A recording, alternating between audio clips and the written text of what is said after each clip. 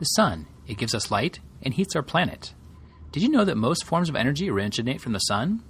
All the food you eat comes from a food chain that starts with photosynthesis, plants making carbohydrates from the sun. The fossil fuels that provide 90% of Hawaii's energy come from the remains of plants and animals that lived millions of years ago. In fact, most renewable energy sources come indirectly from the sun: wind, wave, OTEC, and biomass. The sun is used as an energy source in two ways: for heating things and turning sunlight directly into electricity.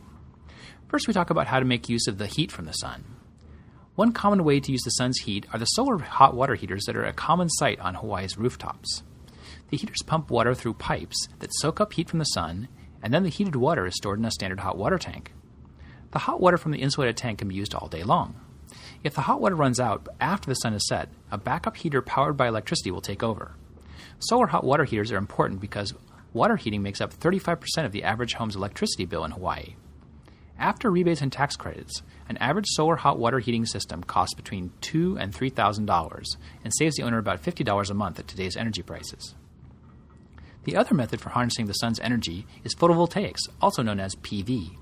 These are the devices we commonly call solar panels and see on roofs or solar-powered devices like calculators. Photovoltaics turn light directly into electricity through something called, unsurprisingly, the photovoltaic effect, which is somewhat technical. The solar panels connect to a device called an inverter that produces electricity to power the appliances in the home. One solar panel generates about 200 watts of power and about 1 kilowatt hour of energy per day in Hawaii. PV panels will generally last 30 years, though inverters may need to be replaced more frequently, like every 15 years.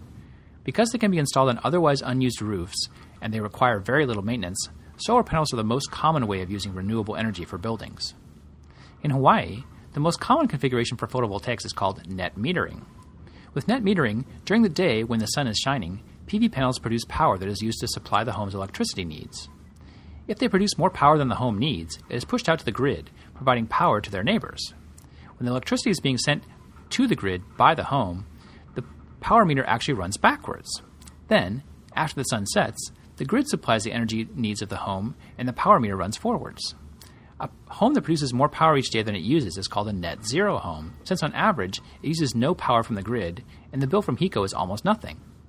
A net metering system might cost $20,000 to $30,000 after incentives, depending on the size of the system, and will save the owner between $100 and $200 a month at today's energy prices, which are expected to rise in the future. Another way to use PV is to hook the panels up to batteries so the energy can be stored and used even when the sun isn't shining. Using batteries, a home can go completely off the grid. Unfortunately, the batteries make the system cost much more, so most homes stick with net metering. This concludes our look at solar energy. Mahalo for watching.